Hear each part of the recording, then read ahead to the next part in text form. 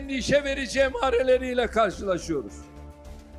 Almanya'da bir camiye yüzlerce polisle दोस्तों, आज़ादी राय के नाम पर आप सल्लल्लाहु अलैहि वसल्लम के खाके आए दिन फ्रांस शाया करता रहता है, मगर फ्रांस का इससे भी दिल ना भरा तो एक बड़ी इमारत पर खाके नशर करने का ऐलान कर दिया, जिसके बाद पूरी उम्मत मुसलमा में तशवीश की लहर दौड़ गई। तुर्क सदर तैयब एर्दोगान ने मुसलमानों को निशाना बनाने और मस्जिद की बंदिश के मामले पर फ्रांस और यूरोप को खरी खरी सुना डाली। उन्होंने कहा कि इस्लाम दुश्मनी के चक्कर में यूरोप सफाई हस्ती से मिट जाएगा, यूरोप को इस्लामी दुश्मनी ले डूबेगी और यूरोप खुद इस चक्कर में पड़कर अपने आप को खत्म कर लेगा। तुर्की के सदर का मजीद कहना था कि मैं नहीं जानता कि सदर मैक्रोन को इस्लाम या मुसलमानों से क्या दुश्मनी है, लेकिन मैक्रोन को ये मशवरा जरूर दूंगा। उनका दिमाग खराब हो चुका है और मैक्रोन को मेंटल ट्रीटमेंट की जरूरत है, जिस पर मैक्रोन ये आज़ादी राय बर्दाश्त ना कर सका और अपने वजीर को तुर्की से वापस बुलवा लिया। मुनाफिकत आप ये चेक करें, एक बंदा उसे पागल कह रहा है,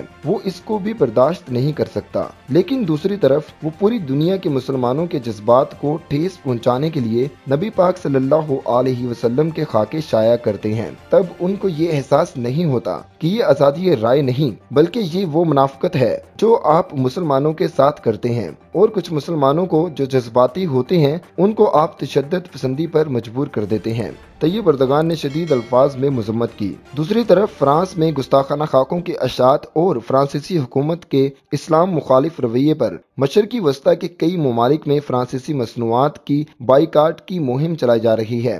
सोशल मीडिया पर बाइकाट फ्रेंच प्रोडक्ट्स और बाइकाट फ्रांस की हैशटैग ट्रेंड कर रहे हैं। गैर मुल्की खबर रिसां इदारे के मुताबिक सोशल मीडिया पर फ्रांसीसी एशिया के बाइकाट की मुहिम के बाद कुवैत की मार्केटों में फ्रांसीसी मसनूआत हटा ली गई हैं। वाज़ेह रहे कि खलीजी तावन की कौंसिल ने फ्रांसीसी सदर मैक्रोन के इस्लाम से मुतल्लिक बयान की शदीद अल्फाज में मजम्मत की है और उनके रिमार्क्स को गैर जिम्मेदाराना करार देकर मुस्तरद कर दिया है। दोस्तों, मजीद इसी तरह की न्यूज़ अपडेट वीडियोस देखने के लिए आप हमारे चैनल को सब्सक्राइब कर लीजिए।